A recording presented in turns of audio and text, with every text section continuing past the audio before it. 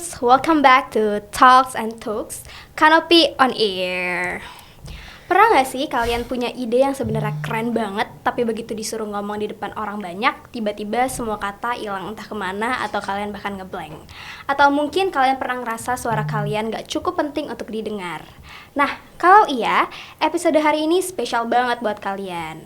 Karena hari ini kita bakal ngobrol tentang bagaimana caranya berani bersuara, membangun rasa percaya diri, dan tampil menonjol di depan publik. Dan tentunya aku gak sendirian nih, karena hari ini aku bakal ditemenin oleh dua sosok inspiratif yang udah sangat akrab dengan dunia public speaking, panggung, dan komunikasi. Please welcome Kak Reynald Ghazali dan Kak Naumishka. Halo Kano Pips. Salam kenal semuanya. Aku Naumishka, biasa dipanggil Mishka. Dan aku Reynald, sekarang sebagai mahasiswa manajemen semester ke-6 di FEB UI. Oke, kalau aku mahasiswi Fasilkom UI, jurusan Sistem Informasi semester 4 di UI. Tuh. Oke. Halo Kak Reynald dan halo Kak Mishka. Thank you banget udah mau hadir dan ngobrol bareng Kak Nopips hari ini. Jujur aku dari kemarin tuh udah gak sabar banget buat denger cerita dan insight dari kalian berdua. Sebelum kita masuk ke topik utama, aku pengen ngajak nih Kano Pips untuk kenalan lebih dekat dulu sama Kak Reynald dan Kak Mishka. Mungkin boleh dong Kak diceritain sedikit tentang diri kalian, kesibukan sekarang, aktivitas yang lagi dijalanin, dan tentunya pengalaman sebagai pasangan Wakil 1 Abang None Jakarta 2025. Oke, boleh dari Miska dulu aja kali ya. Oke, mungkin tadi yang sudah disampaikan, saat ini aku merupakan mahasiswi di Fasilkom UI, jurusannya Sistem Informasi. Kesibukan saat ini mungkin ya yang saat ini banget adalah menjabat menjadi Wakil 1 None Jakarta 2025 dan juga None Jakarta Barat 2025. Saat ini sedang ada karantina ya sebenarnya di wilayah dan juga persiapan untuk malam final sebetulnya. Mungkin kesibukannya saat itu hanya Abang None sih. Oke, kalau aku kenalin kembali, aku Reynald, tadi mahasiswa FEB UI manajemen. Kurang lebih sama sebenarnya sama Miska, karena sekarang tuh lagi masa pemilihan 2026 gitu. Jadi kita yang tahun 2025 itu dari yang tadinya kita di di nurture gitu, sekarang kita jadi panitianya gitu. Jadi kesibukannya mostly adalah mengurus pemilihan 2026. Betul. Gitu ya, Miss. Apalagi tadi? Mungkin boleh diceritain Kak sedikit pengalaman sebagai pasangan Wakil 1 Abang None Jakarta 2025. Oke, boleh. Udah gak sabar nih, Miss kan. Sebenarnya sebagai pasangan Wakil 1 Abang None Jakarta 2025 kita banyak diberi penugasan ya. Betul. Di berbagai acara. Mungkin salah satu yang paling recent adalah kita penugasan ke Frankfurt, Jerman di acara namanya IMAX, yaitu salah satu exhibition terbesar di dunia, dan tugas kita sebagai Abang None Jakarta di sana adalah untuk mempromosikan pariwisata di Jakarta, terutama dari sektor MICE. Yes, kurang lebih sama. Cuma kalau misalnya nambahin dikit, kita sebagai Wakil 1 tuh biasanya nanti sebenarnya bukan Wakil 1 doang ya. Maksudnya Abang None in general setelah nanti dinobatkan itu akan ada penugasan-penugasan yang jenisnya macam-macam, dari mulai seremonial, terus juga berbicara baik itu sebagai narasumber, sebagai MC dan lain sebagainya gitu kurang lebih. Seru banget ya Kak. Aku sih kayaknya juga pernah ngeliat tuh yang di Frankfurt, yang di mana? Jerman. Jerman tadi. Iya. Itu karena yang ada nari-nari itu juga bukan? Yang kakak pakai sash. Oh iya, jadi memang kita setiap penugasan itu ada seragamnya ya, Iya, istilahnya betul, seragam. betul. Biasanya yang pertama itu baju kebesaran Abang dan None, mungkin itu yang paling sering dilihat. Kalau misalnya None itu pakai kerudung, biasanya pakai baju kebesaran yang warna-warni. Kalau misalnya Abang pakai apa Bang? Pakai jas kebesaran, itu jas abang khas Iya, Betawi betul. gitu. Terus selain itu juga kita ada baju sehari-harinya ya, Miss ya. Yaitu baju sadariah atau kebaya encim. Itu yang bisa kita pakai juga, sama biasanya batik Betawi. Iya. Nah, tapi kita nggak nari-nari ya kemarin ya, karena kita promosiin MICE Tourism. Benar, jadi memang di Frankfurt saat itu fokus acaranya adalah berbentuk exhibition dan juga booth. Tugas kita di sana adalah untuk menjaga di booth Jakarta dan juga menjelaskan tentang pariwisata Jakarta kepada orang-orang yang datang ke booth Jakarta. Seperti itu. Oke. Oke, nah sekarang mungkin kita masuk ke perjalanan awal kalian membangun rasa kepercayaan diri kali ya kak. Oke, jadi pertanyaan aku yang pertama adalah, kalau kita flashback ke masa sekolah dulu, kira-kira seperti apa sih hubungan kalian dengan public speaking? Apakah mungkin dari sekolah udah dilatih atau bagaimana? Boleh dari Miska dulu kali ya, karena pengalamannya lebih banyak nih dia kayaknya. Enggak sih sebenarnya. Tapi kalau berbicara tentang public speaking, it goes way back saat aku SMP. Jadi pertama kali aku mengenali dunia public speaking itu saat aku mencoba untuk memberanikan diri menjadi koordinator hubungan masyarakat di OSIS SMP aku. Sejujurnya itu terdengar kayak kurang signifikan gitu. Tapi kalau di diri aku yang di umur 13 tahun saat itu harus berbicara di depan publik pertama kali, di depan teman-teman, di depan guru-guru, kakak kelas, itu merupakan suatu hal yang sangat menyeramkan. Jadi saat itu, saat aku diberi kepercayaan untuk menjadi koor humas, aku diberi kepercayaan untuk jadi MC di berbagai acara, dan pada saat itu aku masih sangat gugup. Dimana di atas panggung aku sering gemeteran, ngeblank, lupa skrip, dan sebagainya. Tapi as time goes by, dan juga banyak kesempatan MC lainnya atau ngomong di depan publik lainnya, aku merasa kalau sebenarnya cara untuk perasaan gugup will never fully disappear. Perasaan gugup akan selalu ada, tapi yang berbeda adalah mungkin bagaimana kita bisa mengontrol and how we manage the stress and perasaan nervous itu. Mungkin seperti itu sih. Jadi sebenarnya dulu sempat ya jadi koor humas sampai akhirnya aku tertarik untuk mencari kesempatan-kesempatan lain, baik itu di SMA sampai akhirnya sekarang alhamdulillah menjadi wakil 1 None Jakarta. Oke, mungkin kalau untuk Kak Reynald? Kalau aku berbanding terbalik mungkin ya, aku 0 besar kurang lebih, karena selama SMP dan SMA, fun fact, kebetulan kita bertiga ini satu sekolah.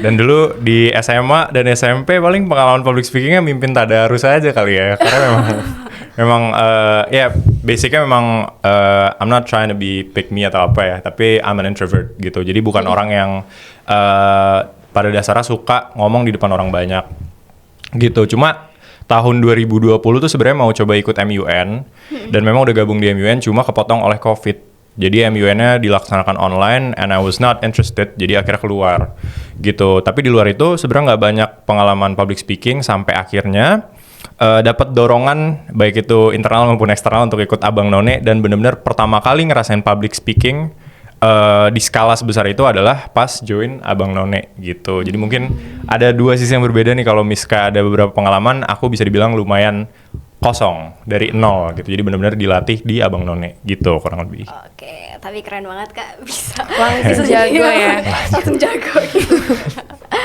Oke, untuk next pertanyaannya mungkin aku bakal tanya soal apa tantangan terbesar yang pernah membuat kalian meragukan kemampuan diri sendiri saat harus tampil di depan banyak orang. Oke, dari Ladies first. tantangan terbesarnya adalah terlalu memikirkan pemikiran orang lain gitu. Jadi itu menurut aku adalah salah satu aspek yang sering membuat kita gugup, adalah kita takut salah, takut dinilai kurang pintar, atau penampilannya kurang sempurna. Nah, dalam konteks ini, kalau aku sendiri, aku tuh tipe orang yang kurang bisa kalau ngomong tuh terlalu kenceng atau terlalu menggebu-gebu, atau istilahnya suaranya keras. Dan itu juga sering menjadi bahan evaluasi aku dan sering disampaikan sama orang-orang kalau, Miss, kamu tuh suaranya kayaknya terlalu kecil, terlalu lembut gitu. Apalagi dalam konteks Abang None ya, kita kan harus menyampaikan speech tuh kayak harus firm dan tegas gitu kan. Dulu sempet aku ada di masa aku mencoba gitu menjadi sosok yang disebutkan orang-orang tersebut, di mana kalau menyampaikan di depan publik itu harus keras suaranya, harus lantang. Tapi setelah aku jalanin, ternyata aku nggak enjoy, malah menambah pressure tersendiri terhadap aku. So something I learned juga throughout my experience di public speaking is that you don't always have to be sesuai dengan kayak nggak ada standar tertentu dalam public speaking. Kalau aku sendiri memang karakter aku adalah seperti ini, menyampaikannya mungkin cenderung lebih lembut gitu ya suaranya, nggak terlalu menggebu-gebu, and it's totally okay, nggak harus memaksakan untuk tidak menjadi diri kalian sendiri, just be yourself and be your own character. Oke, kalau dari aku sebenarnya ya mirip-mirip ya. Cuma kalau misalnya bisa di-summarize, ya tantangan terbesarnya adalah stage fright. Terlebih lagi, aku nggak pernah ada pengalaman sebesar ini. Jadi begitu tampil pertama kali, itu stage fright-nya lumayan besar. Mungkin cerita sedikit, pas tampil pertama di Malam Keakraban tuh aku kondisinya sakit parah. Dan justru karena sakit itu blessing in disguise gitu. Jadi malah tampilnya lepas. Karena saking sakitnya udah nggak bisa mikirin lagi tuh stage fright gitu. Cuma satu hal yang nenangin aku adalah ada waktu itu aku mau tampil, terus MC-nya nyamperin aku karena mungkin dia tahu aku gugup dan dia ngomong, "Mas, gugup ya?" gitu. Terus aku bilang, "Iya, gimana ya? Sama aku juga," katanya gitu. Jadi bottom line-nya apa ya, berarti mau sesering apapun jam terbangnya, mau se-expert apa kalian kelihatannya di depan orang, pasti stage fright itu bakalan tetap ada gitu. It's just how you're able to overcome it gitu. Jadi cara yang aku terapin adalah, and I always say this ke orang-orang yang belajar public speaking juga gitu, if stage fright itu udah luar biasa, the thing that you can do adalah make your performance conversational di atas panggung. Jadi kamu act as if kamu having a conversation di atas panggung, and that really helps a lot. Jadi akhirnya aku terapin mindset itu, dan alhamdulillah stage fright-nya lagi-lagi nggak berkurang, cuma lebih ke oke, ada stage fright nih, biarin aja lah gitu. Nanti kita lihat jalannya kayak gimana, gitu sih kurang lebih. Oke, thank you so much Kak. Mungkin untuk pertanyaan selanjutnya lagi, aku pengen nanya nih, kan kakak tadi udah cerita selama perjalanan kakak menghadapi public speaking tadi kan. Mungkin ada nggak sih Kak satu momen yang menjadi turning point sampai akhirnya kalian tuh merasa kayak, oke, gue tuh lebih percaya diri di sini gitu, yang akhirnya kakak bisa lebih banyak public speaking di depan orang gitu. Apa ya? Mungkin saat mengikuti kompetisi Abang None kali ya. Karena aku tuh tipe orang yang semua tuh harus bener-bener well prepared. Misal besok mau tampil di depan panggung gitu, aku harus bener-bener breakdown nanti bahasannya apa aja sih, cakupannya apa aja, kira-kira berapa lama dan segala macem. Sebenarnya itu perasaan aku sendiri sih, kadang tuh aku sebenarnya udah siap, tapi dengan fully prepared dan juga dengan banyaknya latihan, itu confidence level aku tuh bertambah. Nah, tapi prinsip itu tuh nggak selalu bisa diterapkan di Abang None, karena Abang None itu semua hal harus spontan. Contohnya saat malam final itu ada sesi Q&A. Kita dikasih pertanyaan yang kita nggak tahu ya, pertanyaannya apa, bener-bener nggak tahu list pertanyaannya apa, walaupun sebenarnya cakupannya pasti kurang lebih sama yang udah kita sering bahas dan sering kita pelajari, tapi spesifik pertanyaannya tuh nggak tahu apa. Nah di situ aku bener-bener, ya itu pengalaman tersendiri ya, aku udah latihan berkali-kali untuk udah 1000 pertanyaan pun, kadang ada beberapa pertanyaan yang ditanyain pada akhirnya itu nggak ada di list yang udah aku latihanin. Akhirnya aku belajar kalau kita nggak bisa selalu menghafal jawaban atau menghafal pertanyaan. What we can do adalah untuk mungkin meluaskan wawasan kita, kemudian mengenali diri kita dan juga latihan. Jadi latihannya bukan ke spesifik pertanyaannya apa dan jawabannya apa, tapi latihan bagaimana cara menjawab dengan baik. Itu sih mungkin turning point aku ya selama ikut kompetisi Abang None. Oke, kalau aku tadi sebenarnya udah kesinggung dikit ya.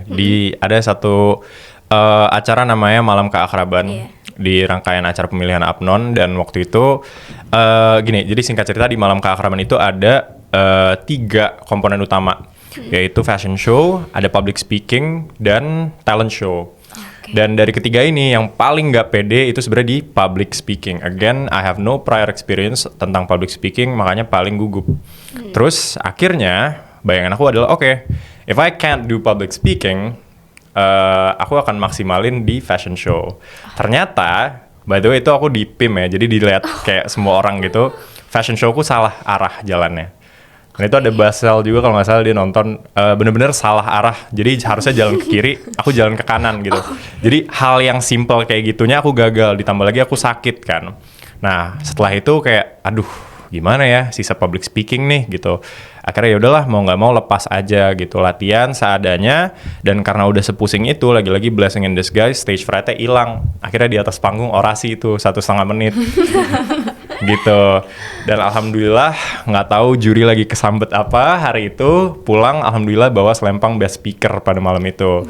Jadi maksudnya apa ya, silver liningnya adalah kalau misalnya kamu nggak pede, bukan berarti orang lain tuh nggak pede juga gitu loh. Karena setelah itu selesai, aku nanya ke teman-teman juga kayak, tadi kalian gimana? Iya men, gimana ya? Tadi gugup gini bla bla bla bla. Jadi selalu ingat kalau misalnya kamu ada di satu posisi yang nggak yakin sama dirimu sendiri, orang lain juga ngerasain hal yang sama gitu. It's about how you can compete with them and get the best out of yourself. Karena itu bisa terjadi sekalipun kamu nggak ada pengalaman sama sekali. Oke. Nah kalau misalnya udah ngomongin soal perjalanan, turning point, dan lain-lain, aku mau nanya nih Kak, kira-kira menurut kalian faktor apa yang paling besar membentuk rasa percaya diri seseorang? Apakah dari faktor lingkungan, pengalaman, latihan, atau justru keberanian untuk mencobanya? It's a bit of everything ya sebenarnya. Lingkungan penting, sebenarnya yang paling penting adalah keberanian. Karena ya pengalaman, there's always a first for everything. Kayak yang tadi aku udah bilang berkali-kali, I have no prior experience, tapi pengalaman itu didapatkan setelah milestone-milestone tersebut, setelah malam keakraban, setelah penjurian, dan lain sebagainya, sampai malam final gitu. Jadi pengalaman obviously tergantung jam terbang, tapi what matters adalah ya kamu mulai dulu aja, berani dulu aja. Dan like I said, I'm so grateful aku sakit di hari itu jadi bisa tampil dengan maksimal. Cuma buat kalian nggak harus nunggu sakit juga gitu loh. Maksudnya kalian beraniin diri aja. I know it sounds simple and it sounds kayak, maksudnya it's something that you take for granted kan. Kayak oh iyalah beraniin diri aja. Tapi beneran deh, kalau misalnya kamu takut, get out of your comfort zone dan lakuin aja di depan orang. Karena satu yang tadi, orang lain tuh juga setakut kalian. Dan yang kedua, people don't really care if you mess up gitu loh. Yang tahu juga kamu sendiri. Orang tuh nggak sepeduli itu sampai kamu harus mikirin sampai segitunya gitu. Jadi just do it. Yes, betul. Mungkin sedikit menambahkan juga dari yang tadi Bang Reynald sudah sampaikan. Yang terkait stage fright yang Bang Reynald alami, yang tiba-tiba hilang saat dia lagi sakit, sebenarnya bukan karena lagi sakit ya kan ya Bang, itu karena fokusnya dipindahkan, betul gak? Iya, Jadi benar. Enggak, bukan karena sakit ya, jadi jangan cari sakit maksudnya. It's all about the mindset. Kalau kita fokuskan energi kita ke suatu hal yang negatif, ke bagaimana, apa sih yang bakal orang pikirin, wah kayaknya nanti kalau aku salah orang bakal gimanain aku deh. Yang nanti yang akan kita tampilkan adalah perasaan gugup dan juga tidak akan tampil secara maksimal karena kita fokus ke hal-hal negatifnya itu. Tapi sebaliknya kalau kita ambil energi yang tadi kita taruh ke negatif itu ke hal-hal yang positif, nanti kita juga saat tampil akan lebih maksimal. Fokusnya adalah bukan ingin tampil sesempurna mungkin, tapi yang penting yang ingin kita sampaikan itu tersampaikan. Buat apa sih kalian di atas stage? Untuk menyampaikan suatu materi atau untuk menyampaikan suatu ide dan bukan untuk dinilai orang kan. Jadi fokus aja ke tujuan utama itu. Nggak usah terlalu pikirin apa yang orang pikirin. Oke. Nah, kan tadi kakak udah ngomongin soal public speaking, atau kalau misalnya tadi udah juga sempat ngomongin kalau misalnya gimana sih cara tampil di depan publik. Nah, biasanya kan orang tuh mengira kalau misalnya yang percaya diri itu nggak pernah gugup kan Kak, padahal sebenarnya kenyataannya tuh juga nggak sesederhana itu. Nah, mungkin dalam pengalaman kalian, mungkin tekanan seperti apa sih yang paling sering muncul sebelum tampil? Mungkin kayak rasa gugup, atau takut salah, atau mungkin takut dijudge orang. Kira-kira gimana tuh Kak? Sekarang deh. Oke, jadi kalau tekanan based on my personal experience, tekanan aku tuh biasanya hadir dari orang-orang yang ada, penonton. Kira-kira apa sih yang akan orang pikirkan apabila aku berada di atas stage itu? Tapi selain yang dipikirkan orang lain, sebenarnya tekanan yang lebih besar adalah di diri aku sendiri. Gimana aku bisa reach that certain level of perfectness, which is sebenarnya itu toxic ya. Karena kita nggak perlu ngeset standar yang terlalu tinggi untuk diri kita. Yang penting kita sudah lebih baik daripada diri kita sebelumnya. Tapi mungkin membahas lagi nih tentang pengalaman kita selama Abang None. Kalau membahas tentang tekanan pada saat malam final, itu sebenarnya selain dari penonton dan diri kita sendiri, kita kan membawa nama besar wilayah ya. Nama besar wilayah, dan kita di atas stage itu bukan murni kerja keras kita doang. Ada banyak orang-orang di belakang stage gitu yang juga terus mendukung kita, juga mengeluarkan energi dan juga kerja keras mereka.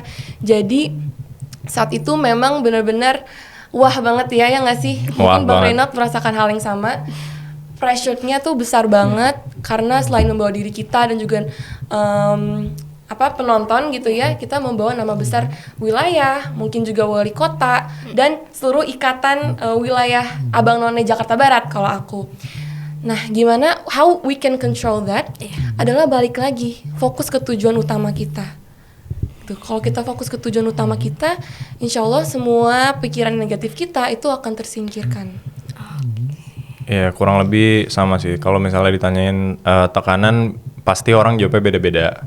Cuma kalau aku mirip sama Miska, yaitu kalau aku bisa simplify adalah takut mengecewakan orang yang mendukung aja sih sebenarnya. Karena ini konteksnya kan kalau misalnya tampil, terutama di malam final ya, Miss, itu kan kompetisi. Jadi kita masih kompetisi gitu, dan di situ ada supporter dari wilayah, ada orang tua, keluarga lainnya, ada teman-teman, semuanya datang untuk mendukung individu gitu. Jadi mendukung kita sendiri. Jadi pressure-nya luar biasa to not let them down. Cuma lagi-lagi at the end of the day kalau misalnya kita terlalu mikirin apa yang mereka harapkan dari kita, ya pasti jeblok gitu. Jadi caranya ya benar kata Miska, kita fokus ke tujuan utama. Karena kalau misalnya apa yang kita mau sampaikan itu tersampaikan dengan baik, aku rasa juga pendukung tuh akan satisfied dengan sendirinya gitu loh, tanpa kita harus ngasih kayak kita harus ngejustify our actions atau our words gitu. Karena dengan kita genuine aja, itu biasanya mereka udah lebih appreciate gitu ke kita. Makanya itu yang aku tekanin juga ke Apnon 2026 kayak gitu. Udah genuine aja, don't try and be kayak, jangan masuk ke sepatu orang lain gitu loh. Udah Betul. kayak gitu. Karena semua orang punya karakternya masing-masing ya. Karena ukuran sepatu orang beda-beda gitu. Iya, boleh, oke. Oke Kak, tadi kan kalian juga udah bahas soal tekanan seperti apa yang mungkin paling sering muncul ketika tampil, terus gimana cara kalian mengelola rasa itu kan. Nah sekarang mungkin aku mau nanya nih, kira-kira ada nggak sih Kak ritual atau mungkin rutinitas atau persiapan tertentu yang selalu kalian lakukan sebelum naik ke atas panggung? Apa ya? Sebenarnya ini mau coba dulu. Oke. Kebiasaan yang selalu aku lakuin dari aku SMP. Karena jujur SMP tuh pertama kali aku ngomong depan publik ya, dan benar-benar terasa banget gitu kayak gemeternya, terus kayak ngeblanknya di atas stage. Pokoknya semua tantangan yang ada di dunia per MC-an, per public speaking-an itu semua aku rasain pas pertama kali nge-MC saat SMP. Dan akhirnya aku mencari cara-cara sendiri gimana sih supaya how to control all of that. Yang pertama, ini ritual aku ya, itu minum air harus cukup. Oke, minum air. Terus berdoa. Iya. Aku benar-benar berdoa, terus kayak mungkin syahadat dan segala macam. Karena nggak tahu ya, kalau aku secara personally kalau berdoa itu kayak ngerasa lebih pede aja gitu, kayak lebih tenang gitu. Kayak ada yang bantu di atas ya? Iya, boleh, iya. Iya, berdoa, terus kalau di atas stage tiba-tiba kita gugup, tarik nafas. It's okay to pause. Nggak harus selalu ngomong, nggak apa-apa, kita pause dulu, kita nafas dulu. Kita clear our minds. Dengan nafas itu biasanya nanti kita akan calm down tersendiri. Dan sedikit tips nih, kalau misalnya tiba-tiba ngeblank di atas stage, it's totally okay, it's very normal. Dan orang tuh yang nonton belum tentu sadar kita tuh berbuat salah atau kita lupa. Tipsnya adalah untuk jangan tiba-tiba diem, jangan berlama-lama dalam kesalahan itu, langsung cari topik selanjutnya atau kita link back ke topik yang terakhir kita bahas. Gitu. Jadi kita mau ulang aja pembahasan sebelumnya sampai kita ingat lagi nih next line-nya tuh mau ngomong apa sih. Gitu. Mungkin sedikit ritual kalau yang aku lakuin biasanya. Oke. Kalau aku ritual sebelum naik panggung nggak ada sih sebenarnya. Kalau misalnya, karena kan kalau misalnya orang beda-beda ya. Aku personally kalau misalnya latihan terus-menerus naik ke atas panggung tuh malah kikuk gitu. Jadi kayak better hafal talking points aja. Cuma mungkin latihan yang aku lakuin leading up to the actual day adalah ya, ini this might sound crazy, cuma maksudnya ngomong di depan kaca atau record yourself terus kayak langsung, karena gini, biasanya kan kalau misalnya kita punya ketakutan, itu ketakutannya hanya karena hal itu nggak dikeluarin dari otak kita.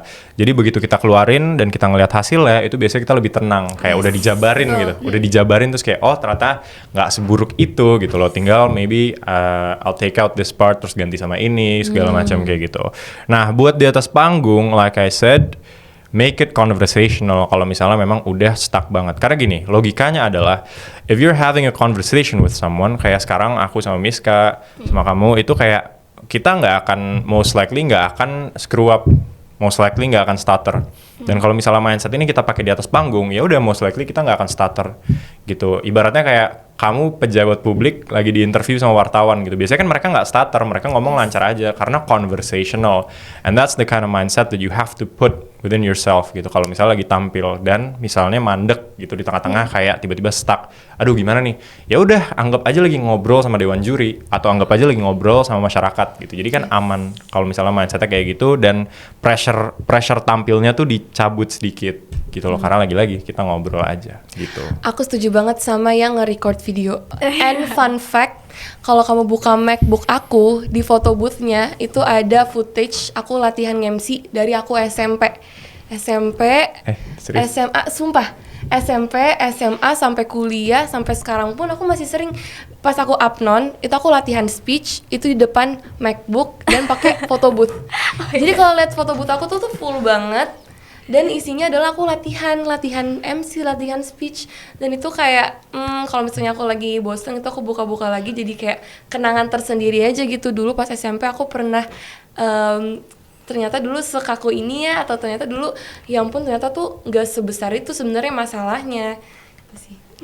Oke. Itu fun fact nih. Juga kalau misalnya dulu mungkin kakak inget, kakak itu mentor TPO aku kan. Oh iya, Iya. aku ingat. Pokoknya TPO itu kayak Pemilihan OSIS tes Iya. pemilihan OSIS di SMA kita. Terus kakak mentor aku dan kakak tuh sempat ngajakin latihan untuk presentasi ini, presentasi makalah kan. Iya. Kebetulan aku kayaknya masih ada 3 video. Aku latihan dulu, aku record tidak aku di MacBook karena kayak aku ngerasa aku kayak agak gagal deh waktu aku presentasi pas latihan sama kakak. Iya. Terus aku kan dari situ latihan mulu, record mulu sampai akhirnya kayak aku ngerasa aku puas banget sama hasil presentasi final TPO aku, karena di situ mereka ngomong kayak saya terutama guru ininya ya, guru yang pembimbingnya ngomong kayak saya suka banget sama apa namanya makalah kamu tuh. Jadi kayak aku di situ ngerasa itu mungkin salah satu turning point aku kenapa aku bisa jadi kayak Boleh, apa gantian kita yang nanya pertanyaan? Dan alhamdulillah akhirnya keterima juga ya. Iya, padahal jadi pubdoc. Iya, jadi pubdoc. Yeay. Padahal tuh aku inget banget, aku waktu itu ngechat kakak jam 4 pagi kayak, "Kak, aku sakit, aku nggak bisa nih kayaknya." Tapi akhirnya alhamdulillah keterima Iya, gitu. Oke, mungkin next ke pertanyaan selanjutnya. Dari pengalaman Abang None maupun kegiatan lainnya, apa sih Kak pelajaran paling berharga tentang menghadapi tekanan saat tampil? Oke. Ntar ini harus mikir dulu sih. Gimana ya? Pelajaran Pengalaman paling berharga ya. Mungkin dari aku dulu. Boleh. Oke. Jadi sebenarnya kalau kita membahas tentang tekanan itu tidak akan sepenuhnya hilang sih. Tadi balik lagi yang sempat kita bahas juga ya. Mau berapa kali kamu di depan stage, mau berapa kali kamu mungkin berapa lama kamu terjun di dunia public speaking, tekanan itu nggak akan pernah hilang. Tapi yang membedakannya adalah how you can manage those pressures. Gimana kita bisa manage dan juga mengontrol tekanan itu. Gimana caranya? Kalau aku tadi untuk mengalihkan fokus dari hal-hal negatif, dari fokus yang ke tekanan-tekanan negatif itu ke solusi nyatanya dan pemikiran positifnya. Dengan itu pastinya nanti saat di depan stage pun kita akan perform dengan lebih maksimal. Mungkin seperti itu kalau Bang Rinald. Pengalaman paling berharga dari tantangan. Dari tekanan. Dari tekanan, sorry. Oke, mungkin it's never as bad as it seems. Gitu. Jadi misalnya kayak kita udah takut banget, tapi ya lagi-lagi menurutku kuncinya adalah kita jabarkan gitu. Misalnya kayak kita takut untuk ngelakuin ini, takut banget gitu. Tapi dijabarin dulu, kenapa sih gue takut gitu. Terus A, B, C, D, terus kita lihat kayak, sebenarnya nggak seserem itu ya gitu.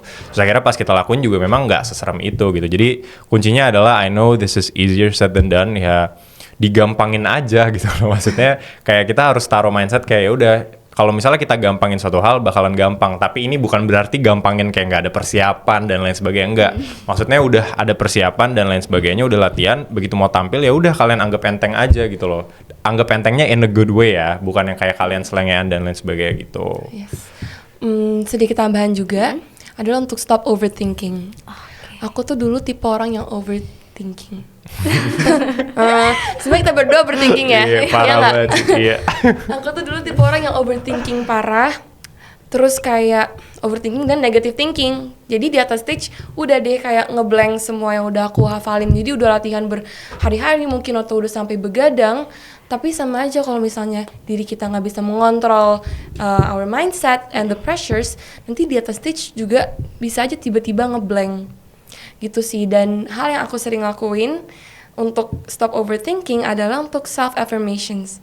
Ini yang bener aku lakuin ya. Kalau misalnya mau naik ke atas stage, aku kayak bener-bener bisa, aku bisa. Mungkin kalau orang-orang di sekitar aku tuh udah sangat familiar dengan bisa-bisanya aku. Kayak kalau ketemu Biska pasti ngomongnya bisa. Kayak aku tuh selalu ngomong sama semua orang, mau apapun itu masalahnya, aku selalu bilang kayak enggak bisa. Dan lama-kelamaan itu akan terjadi gitu. Apa yang kita pikirkan, apa yang kita terus katakan itu akan terjadi. Makanya kita harus selalu surround ourselves with positive people and also menanamkan mindset positif. Karena apapun itu yang mengelilingi kita, apapun itu yang ada di mind kita itu akan terjadi. Setuju, sepakat. Jadi lingkungan sama keberanian itu sangat penting ya Kak. Oke, jadi tadi kan kita udah bahas soal tekanan mungkin selama di atas panggung. Kali ini tuh aku pengen ngomongin soal gimana sih cara kita menjadi pribadi yang berani bersuara. Karena aku tuh merasa sekarang banyak anak muda yang sebenarnya tuh punya ide yang luar biasa, tapi mungkin mereka tuh seringkali memilih diam karena mungkin mereka takut salah gitu ya Kak. Jadi aku pengen nanya nih, menurut kalian kenapa kemampuan berbicara dan menyampaikan pendapat menjadi penting untuk generasi muda saat ini? Oke, boleh deh gantian dari aku dulu kali ya. Kalau menurutku, satu-satu yang pertama kayak gini, kalau misalnya kalian takut bersuara, kalian harus ingat gagasan yang pengen kalian sampaikan ke publik itu sebisa mungkin, sedekat mungkin sama kalian gitu, se-relatable mungkin sama kalian. Jadi jangan pernah utarakan sesuatu yang kalian aja percayanya setengah-setengah gitu loh. Makanya begitu aku di tingkat provinsi, itu program yang aku bawakan adalah cuma sesimpel journaling. Karena that's what I did for years untuk mengatasi kayak, untuk ngasih output kayak hari-hariku gitu. Jadi I journal a lot. Dan itu yang kayak aku bawain ke orang-orang kayak, hey guys, buat kalian yang takut atau nggak punya output, kalian tuh bisa ngejurnal loh, gini. Itu yang aku bawain di atas panggung.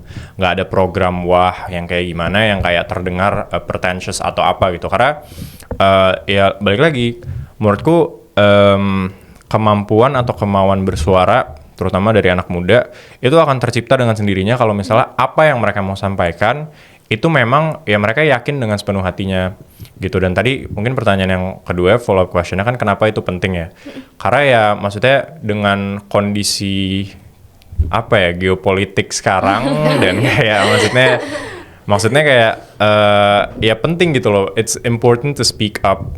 That goes without saying. Sekarang masalahnya adalah yang kamu omongin itu kamu percaya atau enggak gitu loh. Apa yang kamu sampaikan ke publik itu sesuai sama keyakinan kamu atau enggak. Atau kamu hanya ngomong gara-gara orang kebanyakan ngomong. Itu yang menjadi permasalahan. Jadi lebih ke pahami dulu values kamu apa aja, dan pastikan sebelum kamu keluarkan itu ke depan orang, ya kamu benar-benar percaya sama apa yang kamu mau bawain gitu. Yes. Kalau dari aku, kenapa public speaking itu penting untuk apa ya? Untuk di generasi muda sekarang ya. Karena akan sia-sia ide sebagus apapun itu kalau tidak dapat tersampaikan dengan baik. Ya Keren banget, keren banget. Terutama ini membahas tentang di bidang aku ya. Kebetulan aku kan I'm majoring in computer science, di mana orang-orang tuh dikenal apa sih? Maksudnya kayak anak ilmu komputer atau anak di bidang teknologi tuh terkenalnya ya di depan laptop bikin program. nerd. Iya, iya. Iya, mungkin nerd kalau kata Rina. Bikin program, jarang ketemu orang. Terus kalau kerja di kantoran pun sering work from home dan sebagainya. Tapi ternyata bidang yang terkenal introvert aja tuh sangat membutuhkan public speaking. Dimana program yang dibuat mau sebagus apapun itu harus dapat tersampaikan dengan baik, mau itu ke klien, ke atasan atau ke rekan-rekan yang ada di kantor. Itu mengapa menurut aku public speaking is very important untuk anak-anak di generasi muda sekarang agar bisa menyampaikan ide dan juga aspirasi dengan baik. Mungkin seperti itu ya. Oke Kak, jadi aku mau mungkin langsung ke pertanyaan selanjutnya ya. Kira-kira kan sekarang ini tuh banyak orang merasa dirinya nggak cukup pintar atau nggak cukup menarik untuk berbicara di depan umum. Kira-kira apa sih pendapat kalian tentang dua hal itu? Oh, that's very interesting sih. Sebenarnya siapa? Duluan aja. Oke. Sebenarnya kalau masalah itu sih, mau sepintar apapun kamu, mau se-experience apapun kamu, you will never feel 100% ready. So, the key is to just start. Kayak mungkin kembali ke pengalaman aku dulu. Dulu aku pertama mulai public speaking, ya pastinya aku belum punya pengalaman sama sekali. Nah, pengalaman itu dan keberanian itulah yang perlahan-lahan bertambah seiring berjalannya waktu. Jadi setiap kamu punya kesempatan untuk mungkin sekecil apapun itu, misal diajak menjadi MC di kampus atau di sekolah, ambil aja dulu. You don't have to feel 100% ready. Yang penting kamu mulai, nanti perlahan-lahan kamu akan merasa pede sendirinya. Gitu. Bahkan saat ini aja mungkin sedikit cerita membahas tentang public speaking atau sharing tentang public speaking. This is actually not my first time. Tapi tetap aja gitu ada perasaan gugup, perasaan kayak seakan-akan ya memang aku sebenarnya kan tidak terlalu expert, bukan expertnya gitu ya di bidang public speaking. Tapi balik lagi kalau kita menunggu kita benar-benar 100% ready, menunggu kita merasa 100% pintar, ya kita nggak akan mulai. Setuju banget sih. Karena kayak kita selalu ada mindset kayak oke, tunggu jago dulu nih baru mau mulai gitu. Enggak, sebenarnya nggak kayak gitu. Dan mungkin satu hal lagi aku akan balik lagi, jangan bosan-bosan denger ini, tapi just be genuine. Karena analoginya gini, kalau misalnya ada dua orang A dan orang B, dan orang A disuruh ceritain soal pengalaman dia keliling Eropa, terus kayak nyobain kuliner apa segala macam, dan orang B suruh ceritain soal kursi ini gitu misalnya. Tapi orang B as a person jauh lebih tulus dan lebih genuine gitu. Bisa jadi kamu sebagai audience jauh lebih tertarik ke orang B. Mau orang A ceritanya semenarik apapun, mau sebagus apapun, tapi kalau misalnya dia nggak tulus dan dia pretentious, ya percuma juga gitu loh. Jadi nggak pernah ada istilah kayak oh gue kurang pinter atau gue kurang menarik. Enggak, apapun. Lampu ini juga kalau misalnya diceritain sama orang yang tulus juga bakalan seasik itu gitu loh dengerin ceritanya. Jadi kayak lebih ke ya udah apa yang kamu tahu soal hal tersebut, kalau misalnya memang kamu mau suarakan dengan gaya kamu sendiri, dengan ya pokoknya your own style, orang pasti akan tertarik gitu loh, pasti akan ada audience-nya menurutku. Yes, setuju banget. Be genuine. Yep. Oke, jadi mungkin sekarang aku mau ada sedikit tips atau pesan nih buat para Kanopips. Kira-kira menurut kalian langkah kecil apa yang bisa dilakukan seseorang untuk mulai lebih berani mengekspresikan dirinya? Langkah kecil ya? Mungkin kayak 1 atau 2 langkah kecil. Oke. Mungkin tadi apa ya? Mungkin dari kayak misal kayak harus berani, harus Oke. go with the flow aja apa gimana? Menurut aku adalah untuk take any opportunity atau chance yang ada.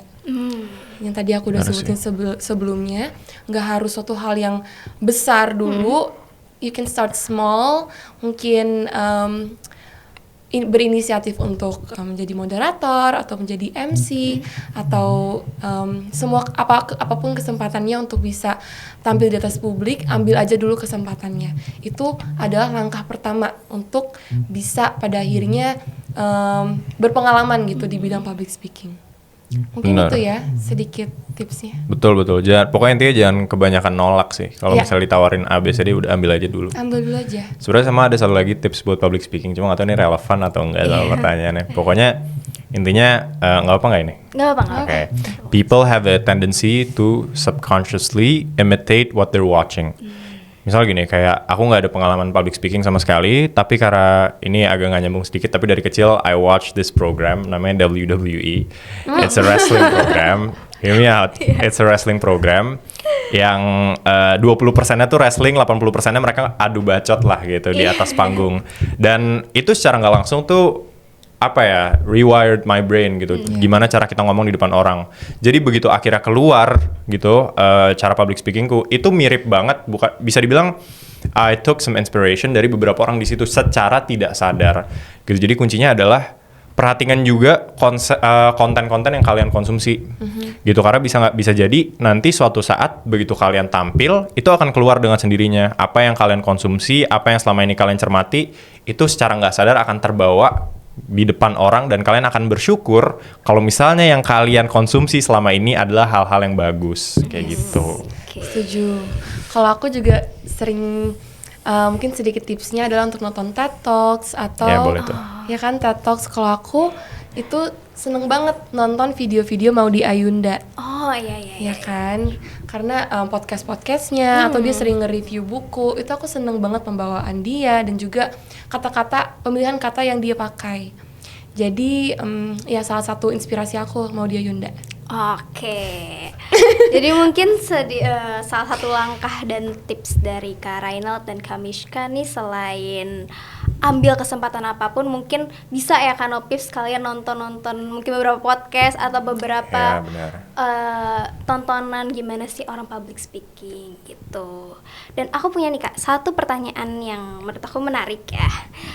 Menurut kalian, apa perbedaan antara menjadi percaya diri dan menjadi pusat perhatian?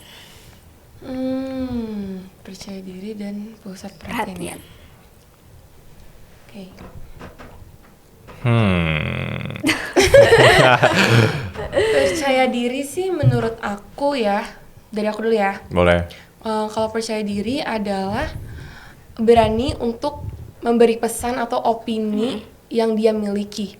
Jadi lebih ke konten dan juga isi yang disampaikan. Sedangkan menjadi pusat perhatian adalah lebih ke atensi yang didapatkan untuk diri dia. Oh, oke. Ya nggak sih? Bener gak?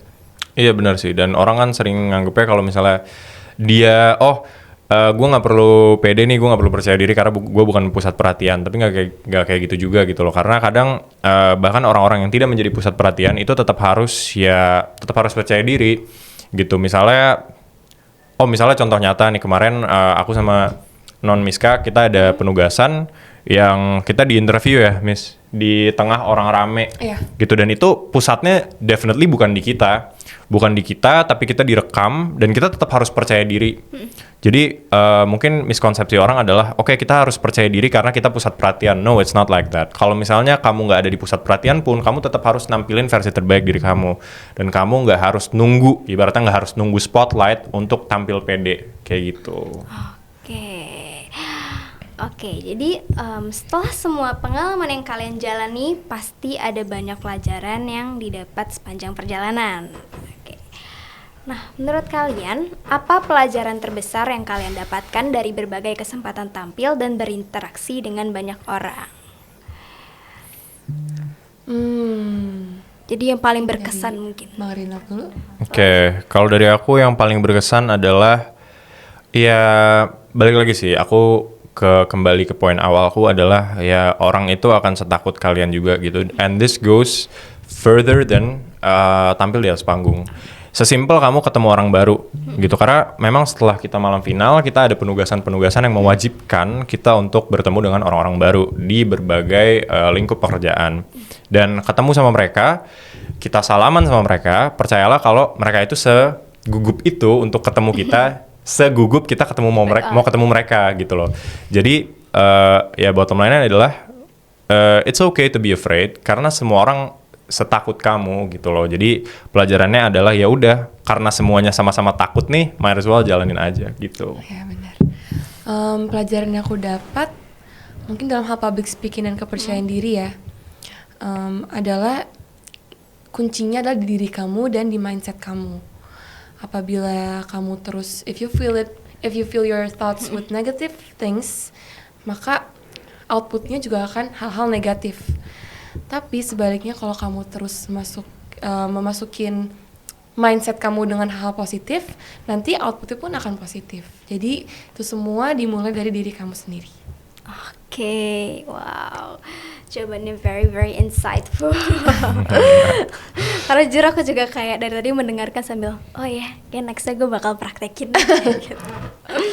Oke, mungkin untuk pertanyaan selanjutnya, kira-kira apa sih arti sebenarnya dari kata stand out? Karena banyak orang yang mengira stand out itu berarti harus paling hebat atau mereka tuh harus paling mencolok gitu. Oke. Menurut aku stand out itu nggak melulu harus yang paling the loudest in the room atau mungkin yang paling wah gitu ya. Tapi kembali lagi gimana kita bisa menunjukkan karakter kita sebenarnya, be genuine with yourself, dan juga menunjukkan your true self. Nggak takut untuk memperlihatkan your uniqueness. Itu menurut aku kunci dari gimana cara stand out. Kita nggak harus yang paling keras atau paling loud in the room, tapi kita bisa menunjukkan our uniqueness and your true self.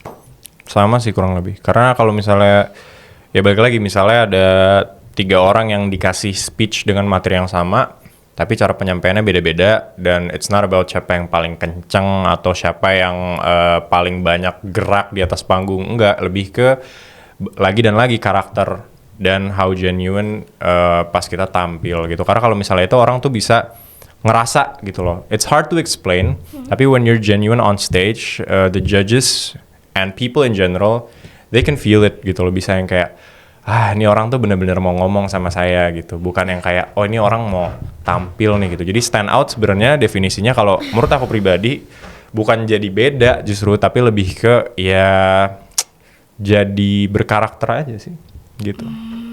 Oke. Jadi itu stand out berarti bukan soal menjadi yang paling keras suaranya, tapi mungkin menjadi versi terbaik dari diri kita sendiri ya. Oh. Gitu. Oke, nah tadi kan kita udah banyak banget ngobrolin soal public speaking, tekanan, sampai omongin tentang stand out barusan. Nah, jadi sebelum kita ke closing, mungkin aku mau main games ringan aja, yaitu This or That. Oke. Jadi nanti kakak mungkin bisa langsung pilih aja apa yang aku sebutin. Jadi ini kayak konsepnya jawab cepat gitu. Oke. Oke. Jadi mulai dari yang pertama ya. Morning person atau night owl? Night owl. Morning person. Morning person. Oke. MC atau moderator? Moderator. Nice. Persiapan matang atau spontan? Spontan. Beda-beda ya. Ngobrol di depan 1.000 orang atau one-on-one conversation? 1.000 orang. Serius. One-on-one conversation. Oke. Mungkin masih berbeda.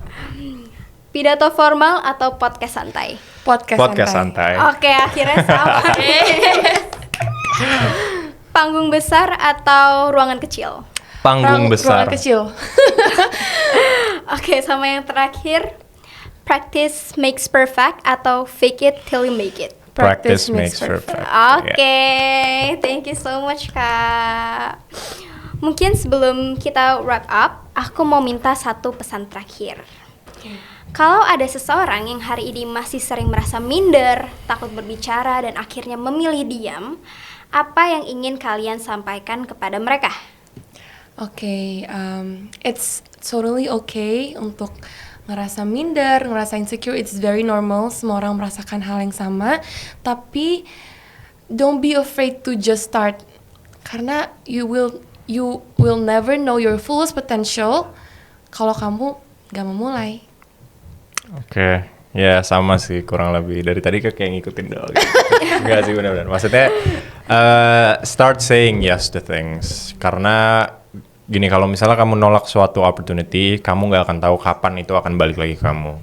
Bisa jadi datangnya 1 tahun, 3 tahun, 10 tahun ke depan, nggak ada yang tahu. Jadi kalau misalnya selama kita ditawarin suatu, ya lagi-lagi satu kesempatan, ya ambil aja dulu gitu loh. Karena kalau misalnya ngomongin minder, ya tadi juga udah kita udah kita simpulkan kalau misalnya orang yang pro pun tuh tidak nggak minder juga gitu loh. Mereka sama aja, mereka merasakan hal yang sama. Cuma mereka lebih banyak ngambil kesempatannya. Jadi ambil aja dulu. Oke, dan terakhir, sebutkan 3 kata yang paling menggambarkan seorang public speaker yang baik menurut versi kalian. Genuine, Karakter. confident. Oke, jadi jawabannya genuine, karakter, sama confidence. Oke, thank you so much kepada Kak Reynald dan Kak Mishka for today's sessions. Karena jujur aku personally banyak banget belajar hari ini. Yeay.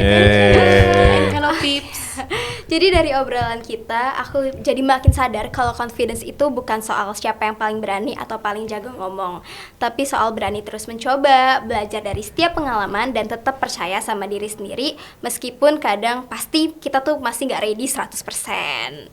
And for all the Kano peeps yang lagi nonton atau dengerin, semoga obrolan hari ini bisa jadi reminder bahwa setiap orang punya suara dan layak didengar.